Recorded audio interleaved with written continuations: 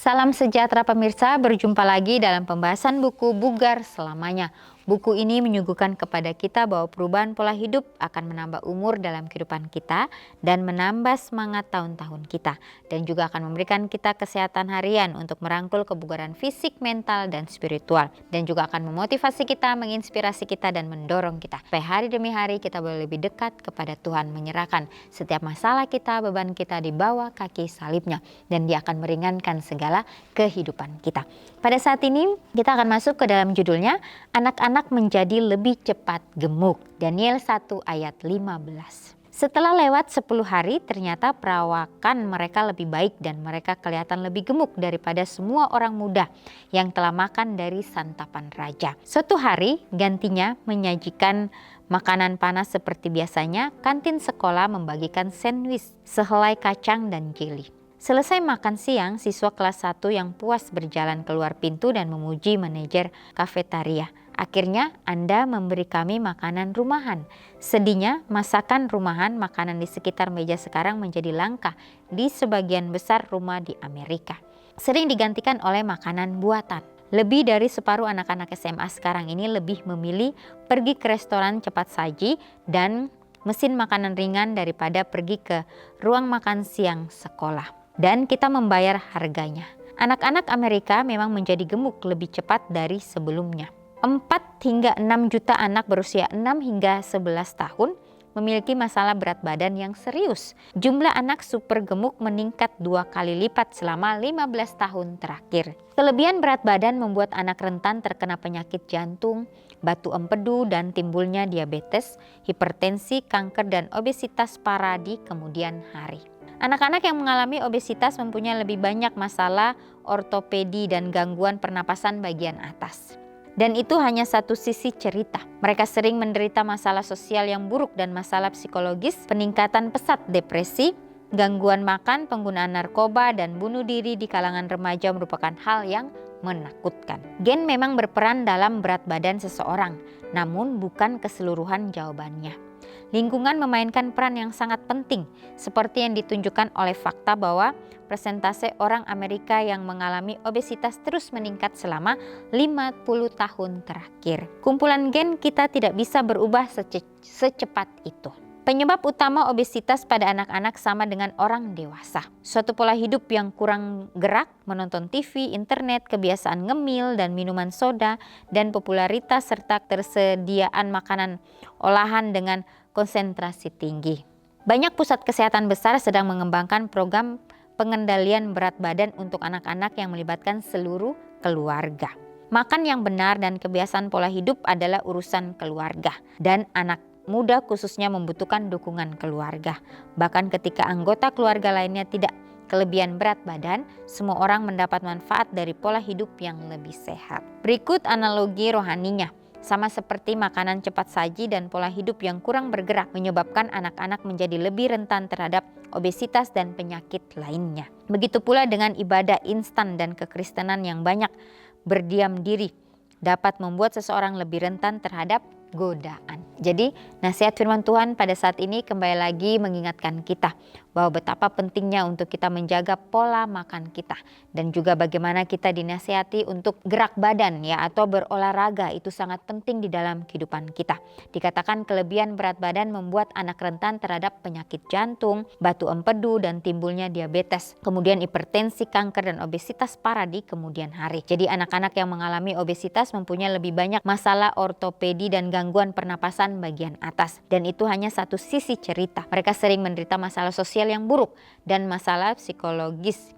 Ya, peningkatan pesat depresi, gangguan makan, penggunaan narkoba, dan bunuh diri di kalangan remaja merupakan hal yang menakutkan. Ya, jadi inilah yang terjadi pada setiap anak-anak kita atau para remaja. Ya, biarlah kita mau dengan pertolongan Tuhan untuk dapat menjalankan apa yang Tuhan kehendaki di dalam kehidupan kita. Ya, betapa pentingnya untuk kita menjaga anak-anak kita, khususnya para remaja, orang muda, ya, supaya mereka berada di dalam jalan kebenaran Tuhan. Mungkin itu akan sulit, tetapi bagaimana kita mau berusaha dengan pertolongan Tuhan, maka kita akan disanggupkan, maka kita akan dimampukan.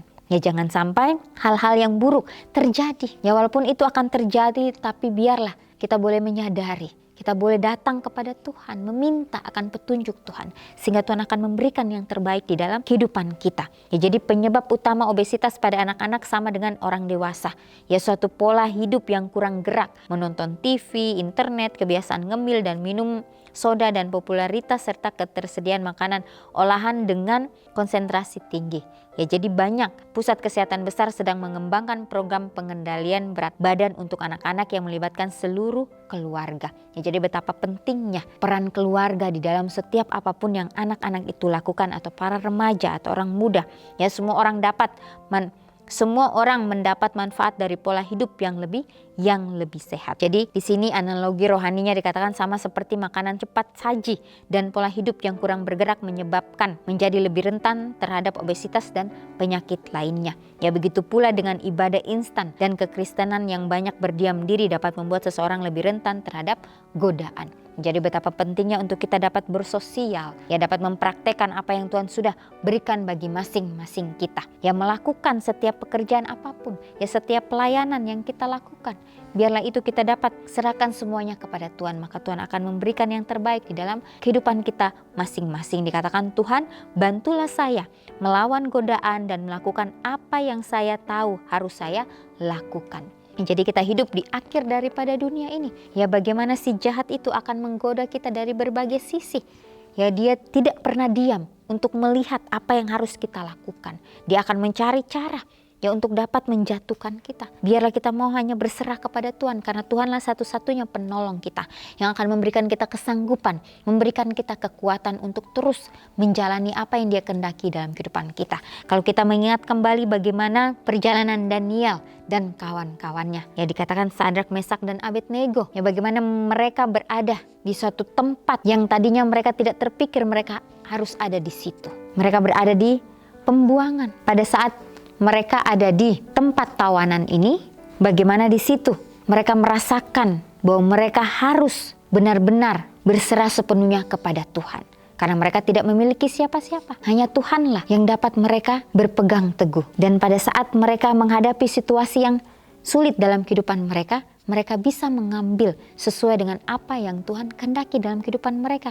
Karena mereka sudah dilatih, karena mereka sudah diberikan pelajaran-pelajaran sebelumnya dari orang tua mereka, sehingga itu masuk tertanam di dalam pikiran dan hati mereka. Pada saat situasi yang sulit mereka hadapi dalam kehidupan mereka, mereka memilih yang benar. Mereka mengambil suatu keputusan yang luar biasa. Orang-orang muda ini diberikan, ya, suatu hikmat oleh Tuhan, oleh karena mereka dapat menjalankan apa yang Tuhan kehendaki di dalam kehidupan mereka. Dikatakan setelah lewat 10 hari, ya, ternyata perawakan mereka lebih baik dan mereka kelihatan lebih gemuk daripada semua orang muda yang telah makan dari santapan raja. Ya, bagaimana mereka, ya, meminta supaya mereka hanya memakan akan buah-buahan, sayur-sayuran. Sehingga disitulah bagaimana raja melihat betapa luar biasanya Tuhan yang mereka sembah. Mereka membawa suatu pekabaran yang luar biasa bagi orang-orang pada saat itu. Mereka memiliki hikmat dan pengetahuan yang luar biasa juga. Ya, kalau kita berada di kebenaran itu, kita berada bersama-sama dengan Tuhan, disitulah kita tahu, kita akan merasakan bagaimana penyertaan Tuhan itu yang luar biasa di dalam kehidupan mereka. Ya, mereka menjalankan apa yang mereka sudah dapat di rumah tangga mereka masing-masing, sehingga mereka mempraktekkan itu di dalam kehidupan mereka. Walaupun, ya, nyawa mereka menjadi taruhannya, tapi mereka tahu bahwa inilah yang Tuhan inginkan dalam kehidupan mereka masing-masing. Jadi katakan, Tuhan, bantulah saya melawan godaan dan melakukan apa yang saya tahu harus saya lakukan. Ya, kalau kita sudah tahu bahwa itu hal yang benar, baiklah kita lakukan itu dengan sepenuh hati kita. Kalau hal itu tidak benar, baiklah kita jauhkan itu dari kehidupan kita. Dengan pertolongan Tuhan, maka Tuhan akan memberikan kita kesanggupan. Ya, dan di sini juga dikatakan gen memang berperan dalam berat badan seseorang, namun bukan keseluruhan jawabannya. Ya, jadi lingkungan memainkan peran yang sangat penting. Ya, seperti yang ditunjukkan oleh fakta bahwa presentasi yang didapat di suatu tempat yang mengalami obesitas terus meningkat selama 50 tahun terakhir. Ya, jadi kumpulan gen kita tidak bisa berubah secepat itu. Jadi kita juga tidak bisa salahkan siapa-siapa, tapi bagaimana kita mau merubah, ya, walaupun mungkin itu akan memakan waktu, ya, tetapi baiklah kita dapat menjalankan itu dengan penuh sukacita. maka kita akan merasakan bagaimana perubahan yang luar biasa. Dengan pertolongan Tuhan, Tuhan akan sanggupkan kehidupan kita masing-masing. Ya, biarlah pelajaran saat ini dapat kembali yang memberikan kita suatu amaran supaya kita betul-betul berserah sepenuhnya hanya kepada Tuhan saja. Bagaimana nasihat-nasihat firman Tuhan yang di dalam Alkitab dan di buku-buku Roh Nubuat, biarlah itu dapat menjadi suatu pelajaran yang berguna di dalam kehidupan kita. Supaya kita boleh terus hanya berserah kepada Tuhan saja. Ya, Tuhan tahu yang terbaik di dalam kehidupan kita. Ya, biarlah kita meminta hikmat kebijaksanaan dari Tuhan. Sehingga apapun yang kita lakukan, biarlah itu boleh sesuai dengan kehendaknya. Di sini juga dikatakan analogi rohaninya, ya sama seperti makanan cepat saji dan pola hidup yang kurang bergerak menyebabkan kita menjadi lebih rentan terhadap obesitas dan penyakit lainnya. Ya, begitu pula dengan ibadah instan dan kekristenan yang banyak berdiam diri dapat membuat seseorang lebih rentan terhadap godaan. Ya, jadi biarlah kita mau mengambil suatu kesibukan di dalam kehidupan kita. Ya, pekerjaan apapun yang Tuhan berikan kepada kita, biarlah kita kerjakan itu dengan sepenuh hati kita. Ya, kita bertanya terus kepada Tuhan, Tuhan bantu saya hari ini supaya saya dapat melakukan segala sesuatunya. Jangan sampai kita menyia-nyiakan waktu atau kesempatan yang Tuhan berikan kepada kita saat ini. Ya, dan biarlah pelajaran saat ini dapat kembali ya menguatkan kita, memberikan kita semangat yang baru untuk kita mau bekerja, melayani Tuhan dengan sepenuh hati kita dimanapun kita berada. Ya, yang Tuhan sudah berikan untuk kita, biarlah kita mau kerjakan itu, kita mau lakukan itu di dalam kehidupan kita. Ya, dengan penuh kerendahan hati, ya dengan penuh kejujuran dan keberanian yang Tuhan berikan kepada kita. Biarlah kita mendapat jalani semuanya itu. Ya, dan biarlah kita juga boleh berdoa supaya dimanapun kita berada, kita boleh menjadi berkat. Kita boleh menjadi pembawa-pembawa damai itu. Ya pemirsa, biarlah setiap komitmen demi komitmen yang kita sudah ambil, kita doakan itu dalam kehidupan kita dan kita dapat praktekkan dalam kehidupan kita setiap harinya dengan pertolongan Tuhan, maka Tuhan akan memberikan kita kesanggupan dan kekuatan. Kita akan berjumpa lagi di kesempatan yang berikutnya dan Tuhan memberkati.